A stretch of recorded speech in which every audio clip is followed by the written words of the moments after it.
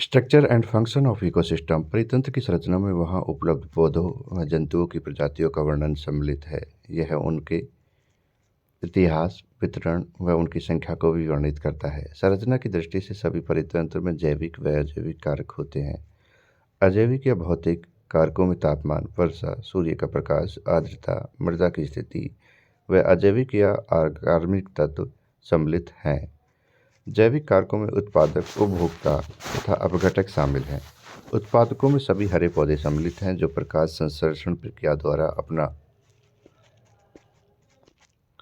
द्वारा अपना भोजन बनाते हैं।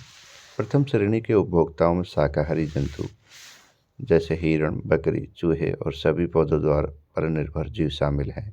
द्वितीय श्रेणी के उपभोक्ताओं में सभी मांसाहारी जैसे सांप, बाघ, शेर आदि शामिल हैं। कुछ मांसाहारी जो दूसरे मांसाहारी जीवों पर निर्भर हैं उन्हें चरम स्तर के मांसाहारी टॉप कार्निवोरस के रूप में जाना जाता है, जैसे बाज और नेवला। अपघटक वे हैं जो मृत जीवों पर निर्भर हैं, जैसे कौवा और गिद्ध, तथा कुछ अन्य अपघटक जैसे बैक्टीरिया और अन्य सूक्ष्म जीवाणु मृतकों को अपघटित कर उन्हें सरल पदार्थों में परिवर्तित करते हैं। प्राथमिक उपभोक्ता उत्पादक पर निर्भर हैं, जबकि प्राथमिक उपभोक्ता द्वितीय उपभोक्ताओं के भोजन बनते हैं।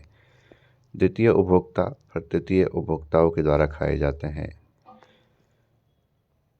अपघटक प्रत्येक स्तर पर मृतकों पर निर्भर होते हैं। ये अपघटक इन्हें विभिन्न पदार्थों जैसे कार्बनिक व अकार्बनिक अवयवों और मिट्टी की उर्वरता के लिए पोषक तत्वों में परिवर्तित कर देते हैं। परितंत्र के जीवाणु एक खाद्य श्रृंखला से परस्पर जुड़े हुए होते हैं। उदाहरण के लिए पौधे पर जीवित रहने वाला एक कीड़ा एक मेंढक का भोजन है, जो मेंढक सांप का भोजन है, और सांप एक बाज द्वारा खा लिया जाता है। यह खाद्य क्रम और इस क्रम से एक स्तर से दूसरे स्तर पर ऊर्जा प्रवाह की खाद्य श्रृंखला कहलाती है। खाद्य श्रृंखला की प्रक्रिया में एक स्तर से दूसरे स्तर पर ऊर्जा के रूपांतरण को ऊर्जा प्रवाह कहते हैं। Flow of energy. खाद्य श्रृंखलाएं प्रथम अनुक्रम न होकर एक दूसरे से जुड़ी हुई होती हैं। उदाहरण से एक चूहा जो अन्न पर निर्भर है वह अनेक द्वितीय उपभोक्ताओं का भोजन है, और तृतीय मांसाहारी अनेक द्वितीयक जो से अपने भोजन की पूर्ति करते हैं।